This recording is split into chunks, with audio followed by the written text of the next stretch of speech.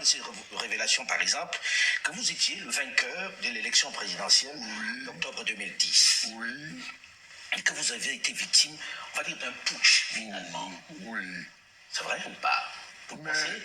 Ça, nous savions depuis longtemps, depuis toujours, que nous avions gagné, que j'avais gagné l'élection présidentielle de 2010.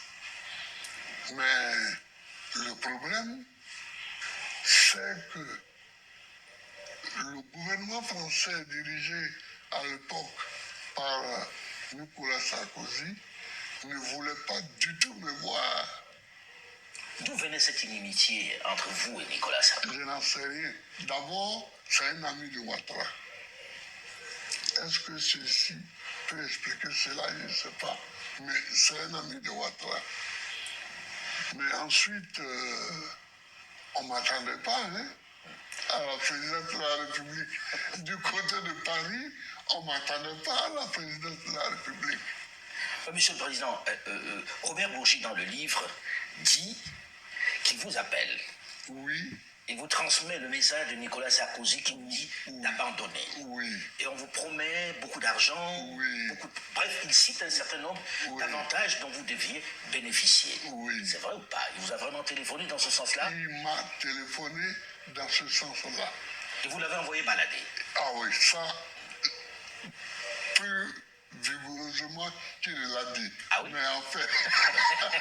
Dites-nous, Monsieur le Président, vous avez raccroché au nez? Ah oui, bien sûr. Bien sûr. Parce que il y a des choses avec lesquelles je ne peux pas jouer. La liberté de mon pays, l'indépendance de mon pays, c'est mon pays, la Côte d'Ivoire, qui est aux élections. Et la Côte d'Ivoire se donne le président qu'il veut. Moi, je n'attends pas à ce que quelqu'un qui est, parce qu'il a assis à l'Élysée, puisse désigner un chef d'État en Côte d'Ivoire. Je ne peux pas accepter ça. Alors, vous l'envoyez balader et on va vous vitrifier. Est-ce que très sincèrement, pendant que vous étiez aux affaires, vous avez de temps en temps aussi acheté votre paix, acheté Paris? Parce qu'il dit que vous aviez donné 3 millions d'euros à Jacques Chirac. Oui, c'est enfin exactement, c'est 2 milliards de francs CFA. Alors, je ne sais pas bien. Oui, ça fait 3 millions d'euros. Voilà. À peu près. Voilà. Mais ça, je suis étonné que ça apparaisse comme quelque chose de nouveau aujourd'hui. Parce que depuis 2014, dans le livre que j'ai écrit en prison avec François Mattei. Pour la vérité de la justice. Oui, je l'ai dit là-dedans. Pour la vérité et la justice. Oui. Vous en aviez parlé, effectivement. Oui. Mais bon, vous savez, quand ça sort de la bouche de quelqu'un d'autre, on se dit, bon, il n'a fallu pas. À la page 49, oui, j'avais déjà dit ça. Mais Monsieur le Président, pourquoi vous donnez les 3 millions d'euros, c'est-à-dire les 2 milliards dont vous parlez? Parce qu'ils m'ont demandé. Mais vous ne donnez pas à tous ceux qui vous le demandent. Ah non, mais écoute, c'est Chirac. Il était si influent que cela? Il vous faisait si peur que ça? C'est pas une question de peur. Mais c'est d'abord un étonnement de voir le chef d'État français me demander l'argent. Moi, j'étais étonné. Stupéfait. J'étais stupéfait, j'étais ahuri. Ce n'est pas le seul chef d'État qui m'a demandé l'argent. Hein. Ah bon? Mais comme un autre qui m'a demandé aussi l'argent. Vous pouvez nous le dire, Monsieur le Président? Non. S'il vous plaît. Est africain. Bon, j'arrête là. J'arrête là. Oh là là, c'est désolant, c'est triste, c'est pathétique. Bonjour à tous, Djoubian, c'est mon surnom sur le net. Je suis accessoirement, excusez-moi, il faut que je cadre ça. Je suis accessoirement, mais accessoirement seulement, spécialiste de la France. En revanche, je suis un panafricain authentique, un panafricain très convaincu, un panafricain convaincant. De quoi s'agit-il? Écoutez, là, le président Laurent Gbagbo, comme j'ai toujours dit, hein, j'ai dit que c'est quelqu'un qui n'est pas cupide, c'est-à-dire qu'il est désintéressé. En revanche, il a un problème par rapport à tous ces conseillers qui sont avec lui en permanence. En tout cas, les choix qu'il fait pour être conseiller. Parce que là, qu'est-ce qui se passe? Il reçoit Alain Foccart. Et Foccart, mais vous allez voir, toujours dans ma réflexion, en tant que citoyen libre, oui, en tant qu'homme libre, donner son point de vue. Et puis je dois vous dire que je suis très occupé actuellement, Dieu seul le sait. Mais j'ai tenu absolument à faire rapidement cette vidéo parce que j'ai regardé cette interview-là tout à l'heure. Parce que il y a le frère Kémy Séba, évidemment que je vais en parler. Mais dans les jours qui viennent, parce que là je suis vraiment très occupé là. Excusez-moi, hein, toutes mes excuses. Enfin, quand je m'excuse, je veux dire que vous pouvez pas imaginer. Bon. Là, c'est pas possible. C'est pas possible. Il y a eu des morts. Et pour moi, les vies humaines au-dessus de tout. Oh là, je ne sais pas si c'est par nervosité, il rigole avec lui, avec Alain Foccart. Et Foccart, j'allais dire, quelle est sa position aujourd'hui qui puisse dire officiellement qu'on libère Kémy Séba? Parce que le problème qui se joue pour le frère Kémy, en fait, il attendait au tournant. Ce sont les autorités françaises, naturellement. Alors, ils nous attendent tous, mais tout dépend de votre notoriété. Il est quelqu'un de très influent.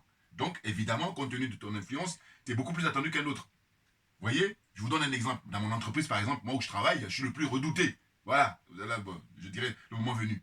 Bon. Donc, c'est comme ça que ça se passe. Et à partir de là, tu dois payer le prix. Et il en paye le prix. Bon. Maintenant, ce qui se passe, c'est quoi? C'est que de mon point de vue, Kémy ne pourrait être libéré sans délai. Et comment dire ça? Comment dire ça? Sans échange. Hein? C'est-à-dire, il ne faut pas qu'il demande quelque chose en échange. Non. Il doit être libre. Parce qu'en réalité, il y a des gens qui ont des casiers judiciaires qui sont pleins. Ici même en France, notamment les dirigeants français, parmi eux. Hein? Lisez les bouquins de Philippe Pasco. Là, je ne les ai pas sous les yeux, là, mais je l'ai dans ma bibliothèque plus loin. Bon. Eh bien, j'ai au moins 3 bouquins de lui. Oui, il a répertorié tous les hommes politiques français qui sont mouillés, qui sont concernés par les condamnations judiciaires. Mise en examen, ça part en vrille. Enfin, je veux dire, c'est en désordre. Voilà. Vous voyez? Et Kémy, c'est pas la première fois qu'il se fait arrêter par la police française. Ce qui est nouveau, par contre, c'est les chefs d'inculpation. Enfin, en tout cas, il passera, je crois, dans un jour ou deux, devant le juge d'instruction. Et puis, ils vont pouvoir dire, par exemple, qu'il risque 30 ans de prison. Vous vous rendez compte? Bon, donc, de mon point de vue, évidemment que c'est très politique. Et tout ce qui est politique se règle par la politique. Ah oui, oui. Je le disais, hein, au temps du président Gbagbo, j'ai dit, voilà, il est allé à la CPI, ils l'ont emmené là-bas, c'est pour des raisons politiques. Donc, ça doit être réglé politiquement.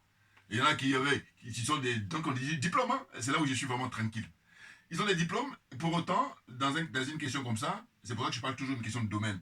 Mais ils étaient en train de défendre l'idée que non, on va sortir toutes les preuves parce que nous sommes en justice. Et lui-même, il le dit là dans l'interview. L'interview, je vais revenir là-dessus pour la deuxième partie. Parce que là, c'est juste la première partie que j'ai regardée. Je n'ai pas regardé tout. Mais ça m'a tellement agacé, ça m'a tellement peiné que j'ai dit non, il faut que je donne mon point de vue rapidement. Donc, en fait, moi je disais à l'époque, j'ai dit, mais il faut prendre la jurisprudence justement de feu maître Jacques Vergès, qui est son âme repose en paix. Quand il était jeune avocat pour défendre le FLN en Algérie, il a fait ce qu'on appelle le procès de la rupture. Voilà. Il a expliqué, à l'époque, quand il était jeune avocat, il dit, voilà, nous ne sommes pas en judiciaire, nous sommes en politique. Donc on va faire de la politique. Donc il a fait la rupture. Et donc j'ai dit ça tout le temps. Et donc, ce qui m'énerve, c'est que... je prends mes distances, c'est que je dis, moi, j'aime pas quand les gens sont malhonnêtes, quand les gens sont de mauvaise foi. J'ai pas le temps. Voilà. Parce que ma religion, c'est la vérité et la justice. De quoi s'agit-il?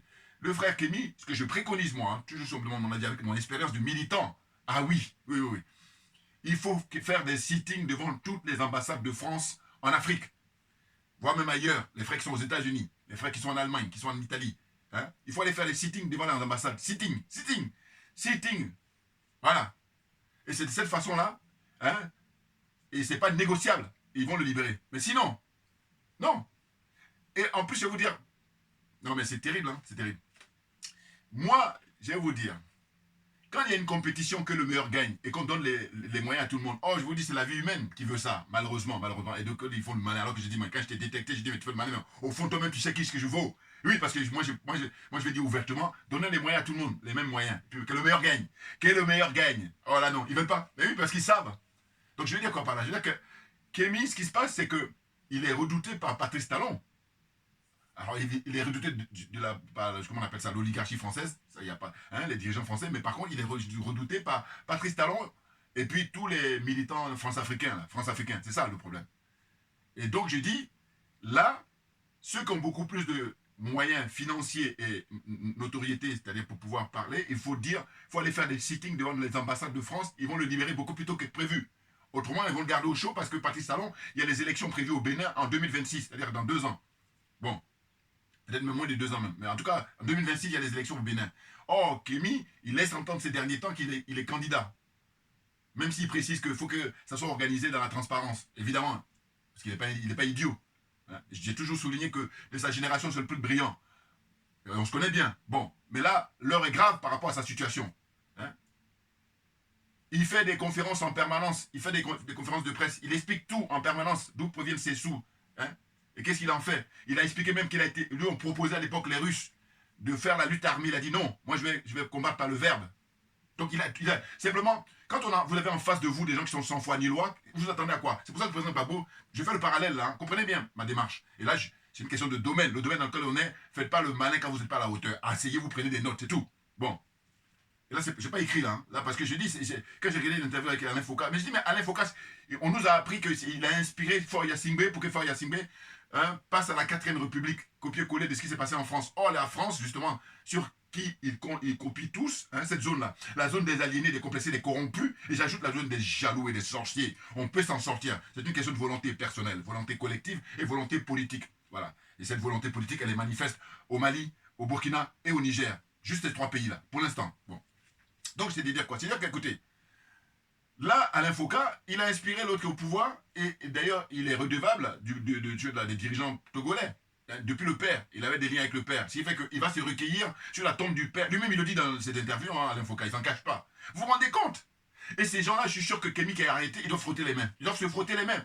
Parce que j'adore, moi, l'approche psychologique, même si c'est vrai que je n'ai pas fait des études très approfondies là-dessus, mais c'est mon bon sens qui m'aide beaucoup. Je vous dis, puis mon honnêteté intellectuelle, intégrité morale. Ça se passe. Je dis, mais quand je regarde ça, j'analyse psychologiquement, je dis, mais en fait, il y a 2 approches.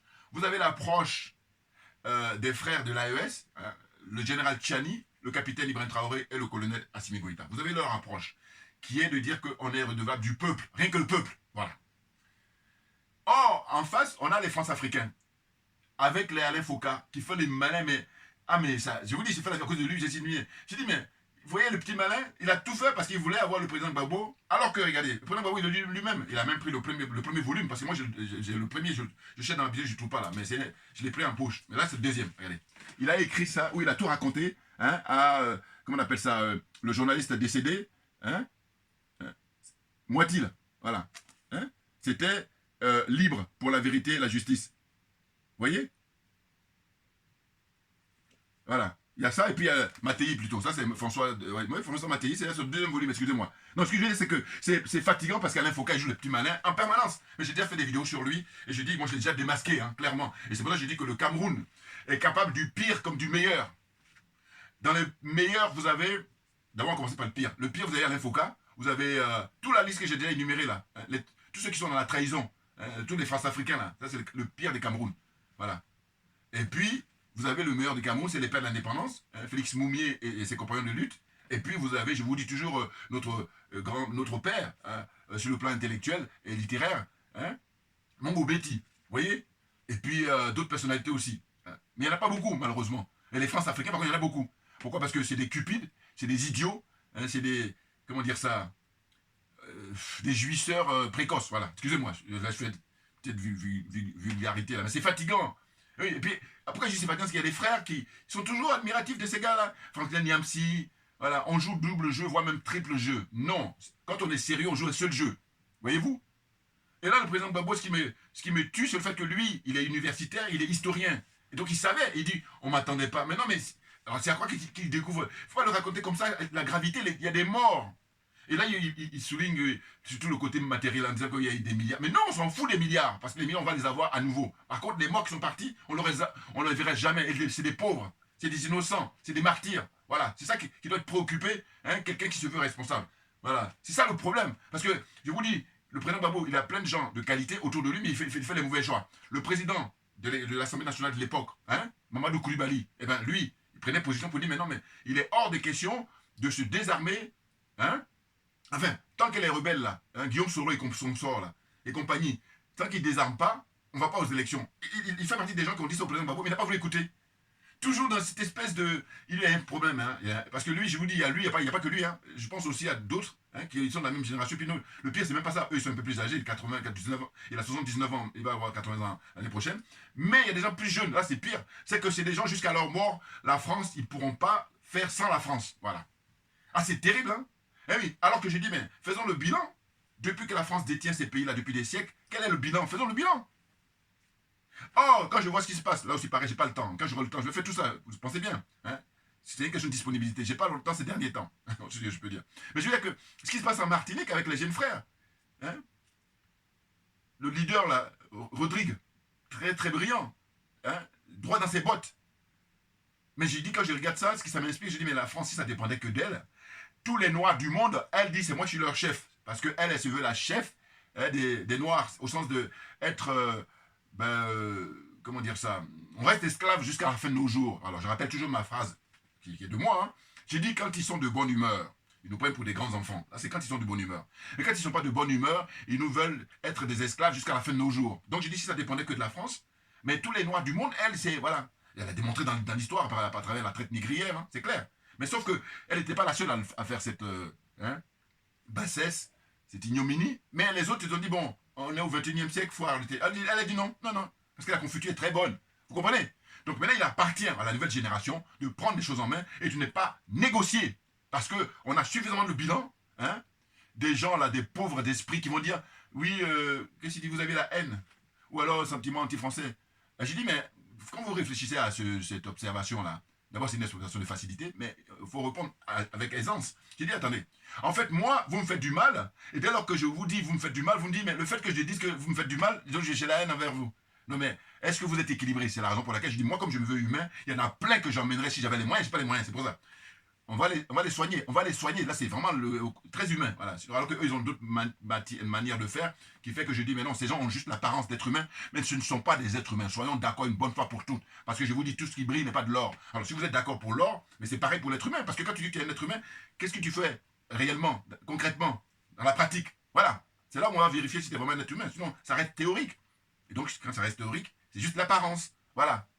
Vous voyez?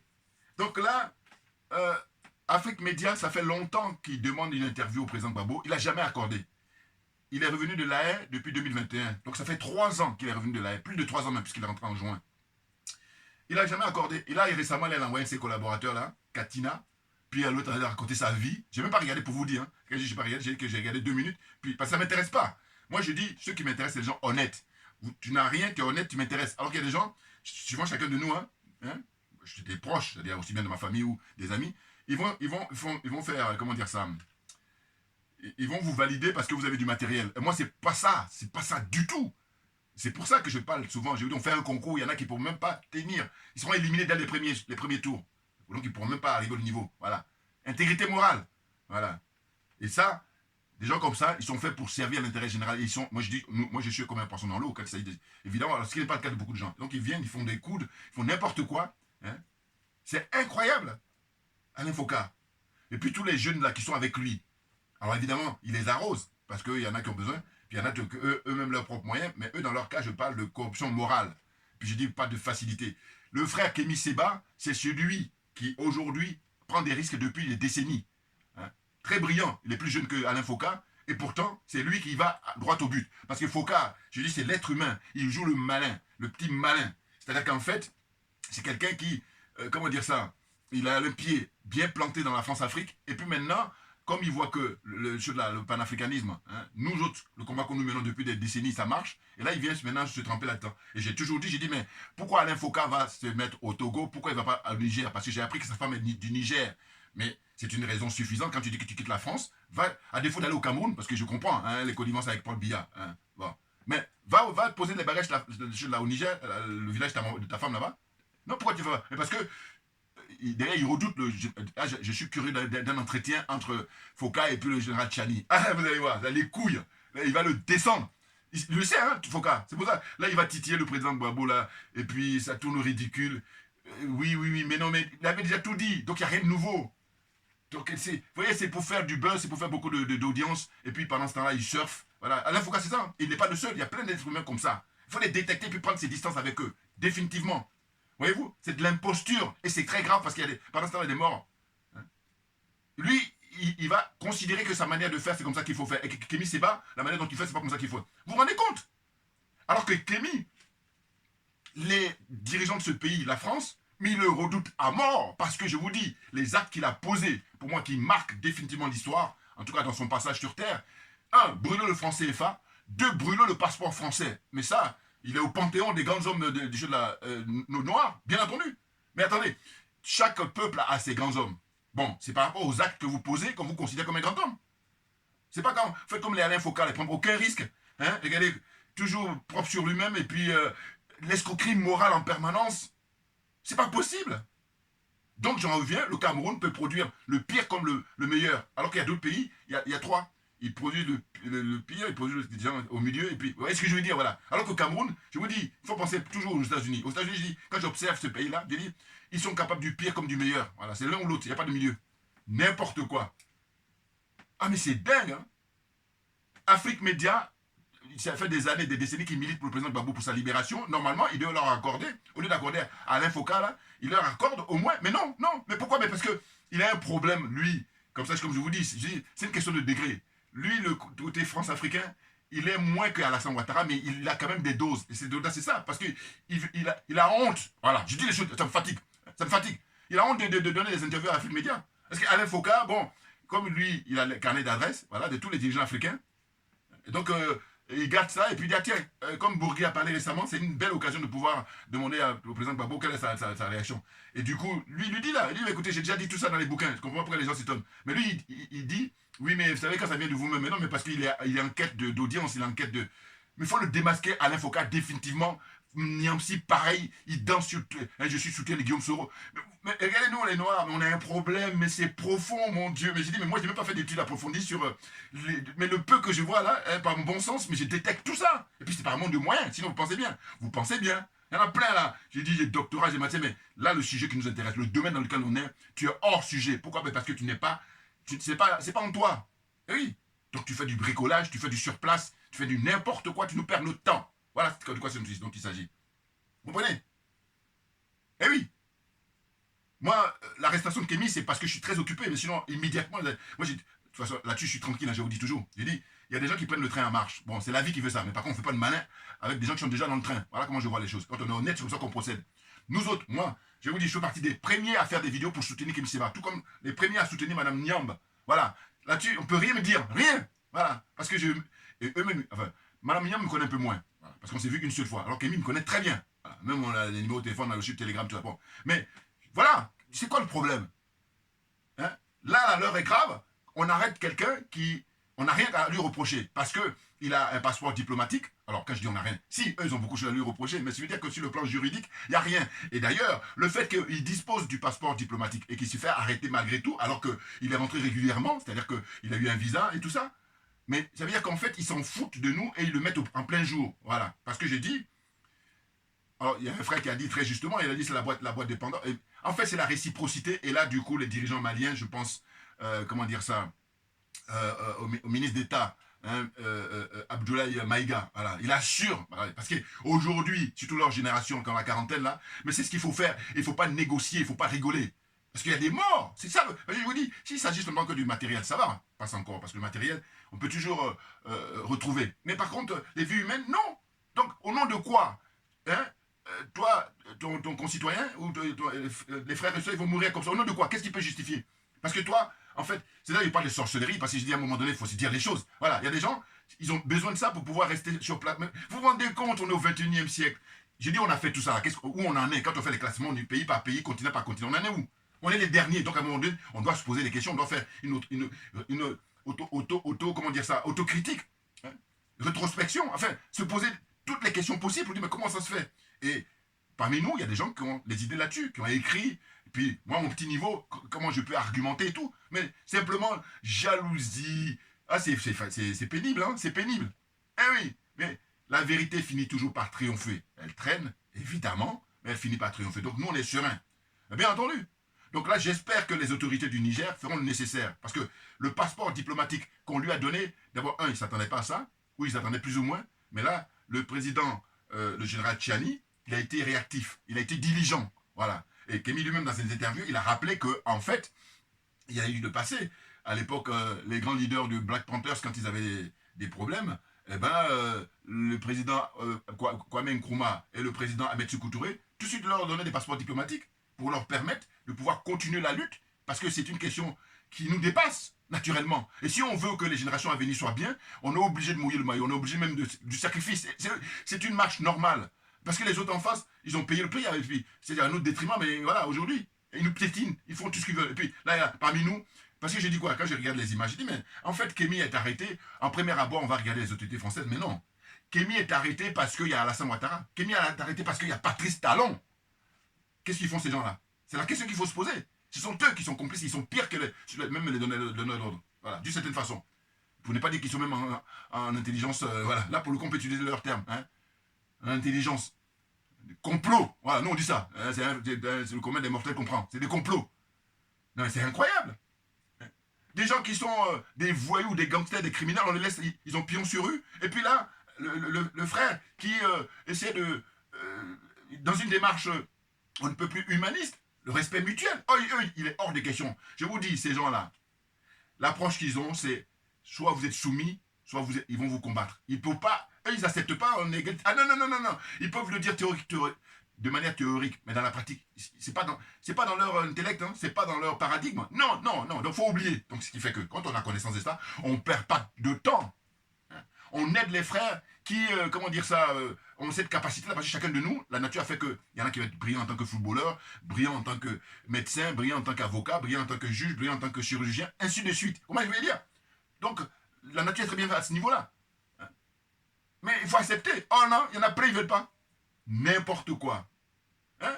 J'en appelle là aux grands artistes très connus, Angélique Kidjo, qui est d'origine béninoise. Angélique Kidjo, au lieu de... Tu as amassé plein de trophées, c'est tant mieux, hein, là-bas aux États-Unis.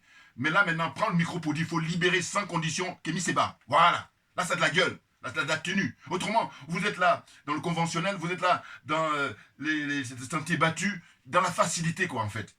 Et du coup, l'histoire va retenir. Ah, mais bien entendu. Non, parce que c'est trop facile. Et moi, j'ai dit toujours, vous allez t'amener à vous expliquer, hein. Ah non, non, non. Non, parce que, mais attendez, vous êtes des majeurs. Mais bien entendu. Attendez, le combat qu'il mène, lui, c'est pour nous tous. Oh, les autres en face, les France-Africains, eux, les combats qu'ils mènent, c'est pour l'oligarchie occidentale, c'est pour eux-mêmes leur petit niveau là, alors que quand on compare justement au niveau, comment dire, ce qu'eux gagnent là, et puis ce que touchent les multinationales, mais c'est dérisoire. Mais bon, malgré tout, ça les convient. Mais au détriment des vies humaines, de la condition humaine africaine, négro, et les répercussions dans les pays des Caraïbes, les frères du Caraïbe, la diaspora. Parce que j'ai toujours dit, j'ai dit que la mère Afrique, tant qu'elle ne sera pas libre, mais ses enfants, mais ils ne seront pas bien portants, naturellement. Là, c'est mon bon sens encore qui parle. Mais bien entendu, parce que j'ai dit quoi? J'ai dit, mais vous prenez l'exemple d'une maman, au sens normal. Mais elle allait ses enfants. Mais si elle est en bonne santé, les enfants, tout bien portants. Mais si par contre la maman est malade, mais faut pas s'étonner que l'enfant ne puisse pas même vivre longtemps. Ou même quand il vit, il est malade tout le temps. Donc c'est ça, je fais cette analogie-là. Ça paraît tellement évident, mais il y en a d'autres. Assieds-toi, tu la fermes parce que j'ai pas le temps. Donc prends des notes, c'est tout ce que tu as à faire. C'est tout ce que tu as à faire. Voilà. Ou alors si je te fatigue, change de chaîne. Voilà. Mais les trolls là, eux, bon je vous dis, il n'y a rien de pire que l'indifférence. Ils sont pas indifférents à mes analyses. Ouais. Parce qu'ils changent de nom, parce que je les supprime. Hein. Au début, je n'avais pas compris il y a 2 ans, mais maintenant, j'ai compris, donc je ne perds même pas de temps. Je supprime. Mais ils changent de nom, ils reviennent. Eh oui. Donc, bon. La réaction que ça me fait, enfin, à quoi ça me fait penser, je dis, il n'y a rien de pire que l'indifférence. C'est qu'ils ne sont pas indifférents à mes années, donc c'est bon. Voilà. Bon. Donc, on la ferme et puis on écoute ce que je dis. C'est tout. Fatigue les gens. Bon. Donc, vous voyez, hein, moi, je dis, la libération du frère Kémy Séba, c'est sans, comment dire ça, sans condition, voilà. Sans condition. Mais non, mais attendez. Non. Qu'est-ce qu'il a fait? Il exprime très haut ce que beaucoup des millions d'Africains pensent tout bas. Des millions de Noirs. Même il y a des Européens, des Blancs qui pensent comme lui. Naturellement, parce que c'est humain. Voilà. Ceux qui n'ont pas l'apparence d'être humain pensent comme Kémy. Mais ceux qui ont l'apparence d'être humain ne pensent pas comme lui. Naturellement. Très clairement. Très clairement. Voyez-vous? Donc là, je reviendrai, parce que je vous dis, j'ai pas trop le temps, je suis très occupé par rapport à, professionnellement, voilà, c'est pour ça. Hein. Puis le moment venu, je viendrai vous dire tout. Oui, oui, oui, oui. Voilà. Ah oui, oui, oui. Non, parce que la vérité, il faut qu'elle soit dite. C'est important. En tout cas pour nous autres, pour moi. Parce que c'est ma religion. Hein. Et dans l'esprit de la Mahat, c'est la vérité, la justice, et ne pas oublier la solidarité. Mais moi, je dis la solidarité, ça sous-entend. Dès lors que vous êtes pour la justice, dès que vous êtes pour la vérité, ça sous-entend la solidarité. Évidemment, c'est ceux qui sont dans le mensonge, ceux qui ont pris le mensonge comme religion, ce sont eux qui sont juste dans l'individualisme le plus forcené, le plus, comment dire ça, violent, bien entendu. Voilà. Donc voilà, c'est ce que j'allais dire là, et puis je reviendrai. Certainement, il y a tellement, la l'actualité est tellement brûlante, et puis il y a tellement de choses à dire, que je dis, faut pas vous fier aux apparences. Ceux qui sont en train de sabrer le champagne, c'est Patrice Talon d'abord en premier, et puis les autorités françaises, et puis tous les dictateurs africains là, voilà. Et maintenant, il appartient à tous les frères et sœurs qui ont les moyens sur le plan financier, sur le plan, comment dire, médiatique, et il faut dire libération de Kémy Séba sans condition. Point. Voilà. Merci beaucoup à vous tous, à votre attention. Et puis à très bientôt. Voilà. Voilà, on va finir ça avec le bouc. Il faut lire. Ça, je dis, c'est blablabla, c'est bien, mais lire, c'est encore mieux. Voilà. Merci beaucoup et à bientôt.